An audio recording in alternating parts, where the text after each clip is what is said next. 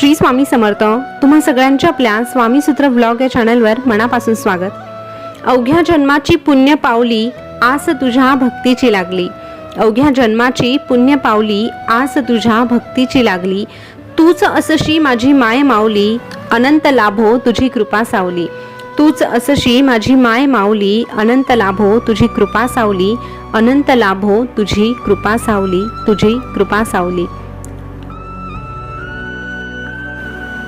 स्वामी भक्त हो, आज पुन्हा एकदा तुमच्यासाठी नवीन स्वामी संदेश घेऊन आलेली आहे. स्वामी संदेश सांगण्यापूर्वी एक छोटीशी प्रार्थना आपल्या स्वामी माऊलीसाठी करावीशी वाटते. ती अशी की नाही कुणाचे फेकलेले मिळू दे, नाही कुणाचे लुबाडलेले मिळू दे. नाही कुणाचे फेकलेले मिळू दे, नाही कुणाचे लुबाडलेले मिळू दे. मला फक्त माझ्या नशिबात लिहिलेले मिळू दे. मला फक्त माझ्या नशिबात लिहिलेले मिळू दे. हे सुद्धा नाही मिळालं तरीही काहीही हरकत नाही आणि कशाचंही दुःख नाही. मला तर फक्त माझ्या मेहनतीला यश मिळू दे. मला तर फक्त माझ्या मेहनतीला यश मिळू दे.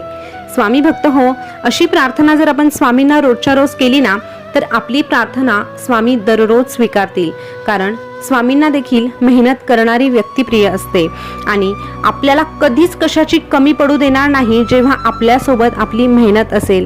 म्हणूनच आपली मेहनत आणि स्वामी ह्या दोन गोष्टी जर आपल्याकडे असतील ना तर आपल्याला आयुष्यात कशाचीच कमी पडणार नाही याची काळजी स्वामी माऊली स्वतः घेतील.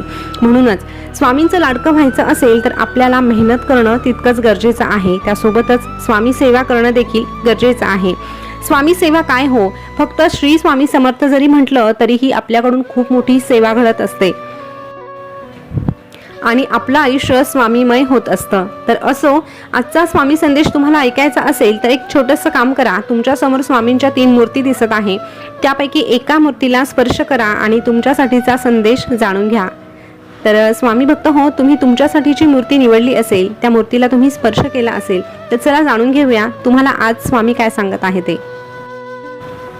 आता बघा, ज्यांनी 2 नंबरची मूर्ती निवडली आहे त्यांना स्वामी सांगतात, अरे वाहत राहावं नदीसारखं साचलेलं तळ नको. वाहत राहावं नदीसारखं साचलेलं तळ नको. आयुष्याच्या पायरीवर अडलेलं घोडं नको. आयुष्याच्या पायरीवर अडलेलं घोडं नको. अरे संपलेली गोष्ट पुन्हा पुन्हा वाचू नको.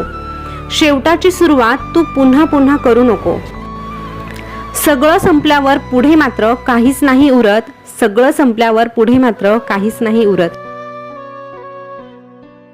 खोटं बोलणं आणि खोट्या शब्दा घेणं याचा त्रास फक्त त्याच व्यक्तीला होतो रे ज्यांनी डोळे बंद करून विश्वास ठेवलेला असतो. या व्यतिरिक्त बाकी कुणालाही कवडीचाही फरक पडत नाही. वेळेनुसार जशा तारखा बदलत जातात तसंच गरजेनुसार लोकांच्या बोलण्याच्या पद्धती देखील बदलत जातात. म्हणून प्रत्येक ठिकाणी माणुसकी दाखवत बसायची नाही, नाहीतर त्रास फक्त तुलाच सहन करावा लागेल. एखादी वस्तू हरवली किंवा एखादी व्यक्ती सोडून गेली तर जास्त विचार करत नाही बसायचं. भेटली होती परंतु पुन्हा हरवली, मग ती वस्तू असू दे किंवा व्यक्ती असू दे असं म्हणून तिथल्या तिथेच तो विषय सोडून द्यायचा आणि पुढे रस्ता शोधत राहायचा. आणि अशा वेळेस आम्ही मात्र तुला एक सांगू, थोडं थांब नाही लांब. थोडं थांब नाही लांब. येणारा काळ तुझाच आहे. निराशेच्या ढगामागे एक सूर्य लपलेला आहे.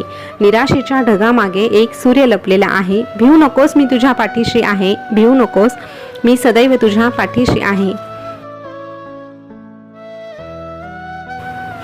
स्वामी भक्त हो, आता ज्यांनी 3 नंबरची मूर्ती निवडली आहे त्यांना स्वामी काय सांगतात जाणून घेऊया.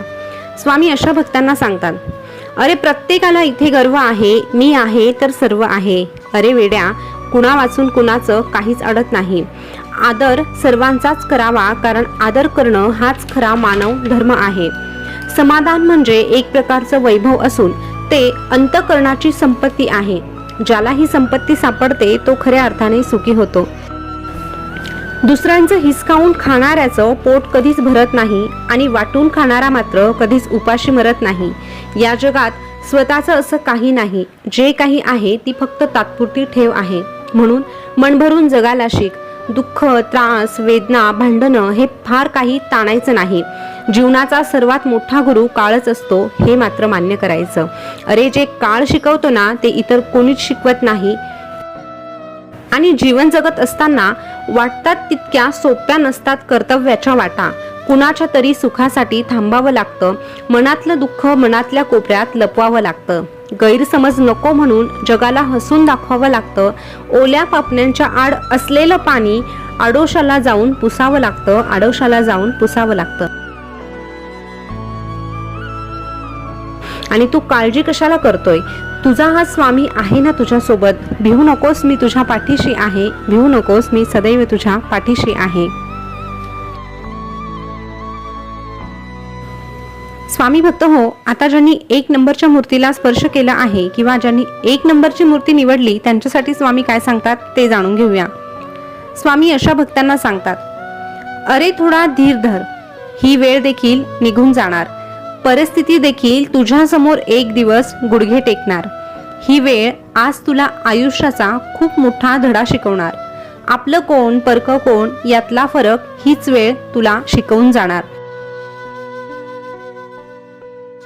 बघून ठेव कोण कसं वागतो. तुझी वेळ आली की एक एक जण कसा नमतो. प्रत्येक दिवस हा प्रत्येकासाठी चांगला काळ घेऊन येत नाही. प्रत्येकाच्या आयुष्यामध्ये चांगले वाईट प्रसंग येत असतात. पण चांगल्या दिवसाचं जसं आनंदाने स्वागत करतो तसंच वाईट दिवसांचं देखील समाधानाने स्वागत करायला शिक. कारण वाईट दिवसांमधलीच वेळ तुला खूप काही दाखवून जात असते. अरे फक्त तोपर्यंत तू मात्र धावत राहा जोपर्यंत तुला तुझं ध्येय मिळत नाही. अरे सगळं होतं या जगामध्ये, अशक्य असं काहीच नाही. एखादी व्यक्ती तुला चुकीचं जर समजत असेल ना तर तुझी यात चूक नाही, तर चूक त्या व्यक्तीच्या नजरेची आहे. कारण डोळ्यांचा इलाज होऊ शकतो परंतु नजरेचा इलाज मात्र कुठेच आणि कधीच होऊ शकत नाही. म्हणून अशा वाईट नजरेच्या लोकांना समजावण्यात वेळ घालवण्यापेक्षा तू स्वतःवर लक्ष केंद्रित करायला शिक. आणि हो, नकारात्मक विचार अशा वेळेस रोज रोज तुझ्या मनात येतील, तुझ्या डोक्यात येतील आणि ओरडून ओरडून तुला एकच सांगतील की अरे तुला जमणार नाही, तू आयुष्यात काहीच करू शकत नाही. इथेच सगळं सोडून दे आणि सगळं काही तू गमावून बसशील.